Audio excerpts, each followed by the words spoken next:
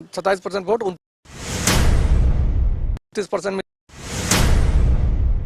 और करीब 34 से 35% में आप देख रहे हैं 8.5 लाख 8 लाख वोट आया है। जो मुस्लिम है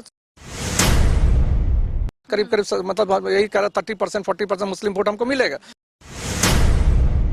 गिरिडीह को लेकर आपने क्या रिसर्च किया है? गिरिडीह में हम तो बहुत पहले हम जब चुनाव से पहले हम एनालिसिस बता दिए थे, चुनाव से 1 महीना पहले हम बता दिए थे गिरिडीह में जो जेएमएम को कितना वोट आएगा। आप एक वीडियो मेरा रिलीज हुआ था जिस वीडियो में करीब 1,80,000 आदमी देखा भी। उस वीडियो में हम एनालिसिस करके बताए थे कि गिरिडीह में लगभग 27% वोट 28-29% वोट जेएमएम को आएगा, तो लगभग 29% ही वोट आया। और हम लोग एनालिसिस एक्सपेक्ट कर रहे थे हम लोग 34% आएगा, लेकिन हम लोग का कम हो गया। लेकिन कम इसलिए हो गया कि हम जाति वाइज कास्ट वाइज इक्वेशन समीकरण बताए थे, जिसमें बोले थे कि हम लोग एक्सपेक्ट कर रहे थे कि यंग लड़का जो मुस्लिम है करीब करीब मतलब यही कह रहा 30% 40% मुस्लिम वोट हमको मिलेगा, जो कि नहीं मिला। तो 7% 7% जो हम दिए थे वो माइनस हो गया। इसका चलते क्या हो गया कि हम लोग का वोट हो गया 27%, जो माइनस कीजिएगा तो उतना ही हो जाता है। तो वही एनालिसिस है। लेकिन इस बार का जो इक्वेशन है वैसा नहीं है। इस बार विधानसभा में हम लोग जो वोट आया है उससे हम लोग को ज्यादा मिलेगा।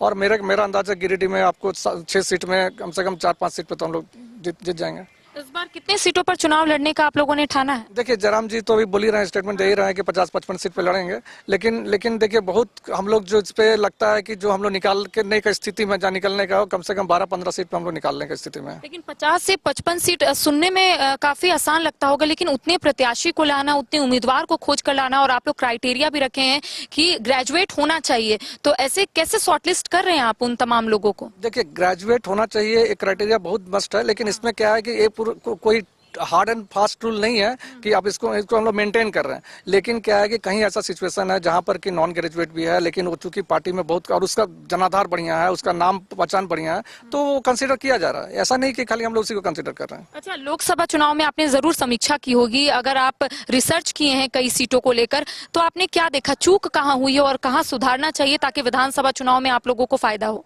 देखिए लोकसभा चुनाव में हम लोग देखे हैं कि कुछ देखिए बेसिकली देखा जाए तो पूरा भारत में तो जाति इक्वेशन तो होता ही है, अब तो मान के चलिए। उसके अलावा क्या है कि जैसे बीजेपी कांग्रेस लोग अपना अपना कुछ एजेंडा सेट करता है जिसपे काम चलता है। लेकिन क्या है कि हम लोग का चूक यही हुआ है कि कुछ जो अदर कम्युनिटी के लोग हैं जो हम लोग के साथ नहीं जुड़े हैं, उनको जोड़ने की हम लोग की तैयारी चल रही है ताकि हम लोग मेजोरिटी पे आ जाए।